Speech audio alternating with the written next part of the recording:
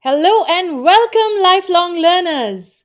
Welcome to Success Gyan podcast. In today's episode, let's discuss best kept secrets of great speakers. How many of you want to be really good public speakers?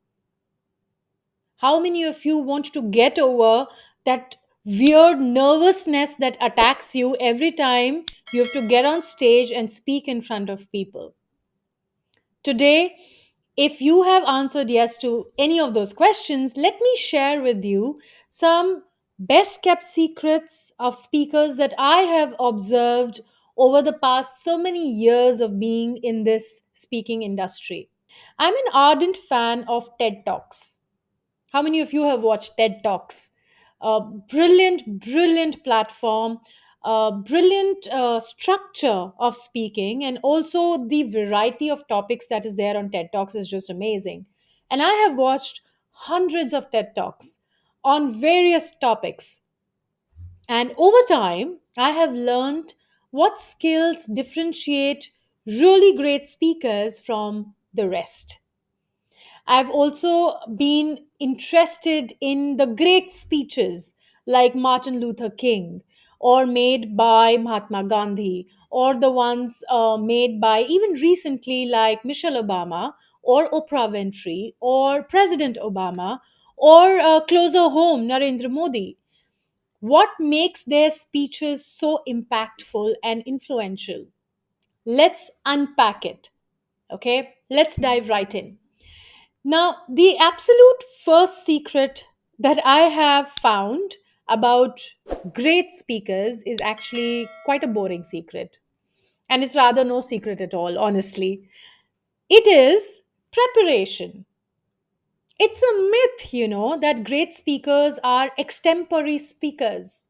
Great speakers are prepared speakers. They work on their craft over and over and over again. They know their subject so well. It may seem like they're just speaking off the cuff. Someone has just invited them on stage, given them a mic, and it just feels so natural when those words come out of their mouth. But trust me, they're not just naturally talented at public speaking. The reality is they spend hours rehearsing and refining their message before they even step on stage. And that preparation holds them in good stead. One example that comes to my mind is Simon Sinek. I really admire him as a speaker and as a trainer. Simon Sinek truly embodies this skill of preparation. He's a popular author, he's a motivational speaker, and he's known for his TED Talk. I think it's called How Great Leaders Inspire Action. And this TED Talk has been viewed millions of times. And Sinek himself says that he does a lot of preparation. He's actually a master of preparation. He says he spends weeks or even months preparing for his presentations. He writes down his speeches, he rehearses them, and he's always trying to anticipate what objections or questions can come from his audience and be prepared for those objections or those questions.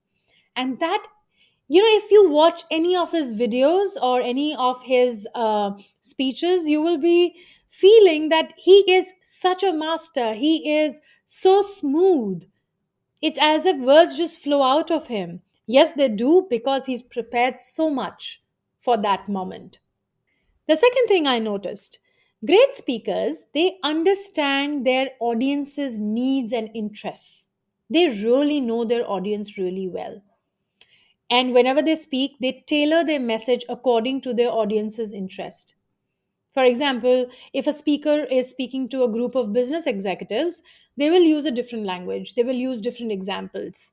And if they're speaking to a group of students or any other kind of community member, then the language and examples, etc., that they use is going to be tailor made for that audience. And they also use techniques like storytelling.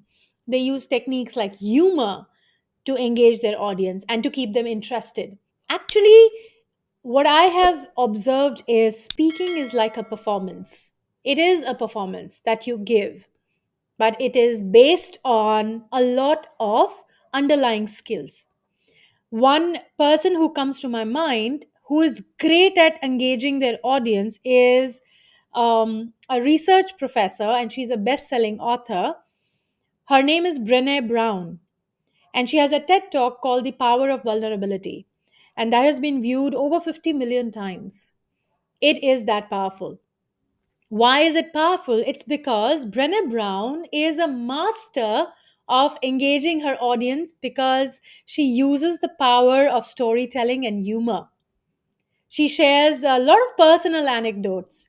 She uses a lot of self deprecating humor, which helps her to connect with her audience on a very deep level. And so, great speakers like her, they use a range of techniques, such as I said before, storytelling, humor, and visual aids to capture audience's attention and to maintain their interest.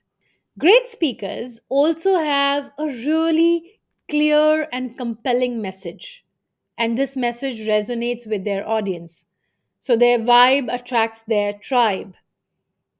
They understand their audience's needs, their interests, their motivations, and they tailor their message accordingly. Of course, it means that great speakers need to conduct a lot of research, they need to gather a lot of insights about their audience. And then they use this information to create a message that is really relevant and impactful. Also, great speakers have a really strong stage presence. Now, this is critical because if you don't have stage presence, then the audience is not going to be magnetized and attracted towards you. If people need to listen to you, they need to be looking at you. How many of us, if you're a parent, you might understand this. How many of us have told our children, hey, look at me when I'm talking to you? Ever done that? Why do we do that? It's because we know that if our child is looking at us, probability of them listening to us is way higher. It's the same with great speakers. Having a beautiful presence, looking attractive, not in terms of beauty standards, but looking attractive in terms of having an appearance that works for you, having an appearance that sends a message, consciously working on your appearance, whether it is the clothes that you wear, whether it is the grooming that you have, whether it is the body language with which you come up, all of this creates presence. And great speakers with beautiful stage presence, they are able to project confidence, they are able to project authority. Not only this, great speakers with strong stage presence, they can also create an instant connection of warmth and trustworthiness. And this involves using body language effectively, how to maintain eye contact with the audience. Are you really in your head thinking about the next thing that you need to speak? Or are you completely present with your audience? Do you speak with clarity? Do you speak with conviction? All of this creates a magnetic presence.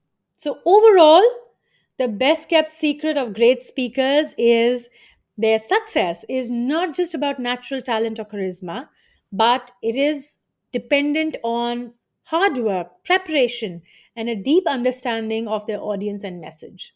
I hope this episode is going to inspire you to start working on your own speaking skills.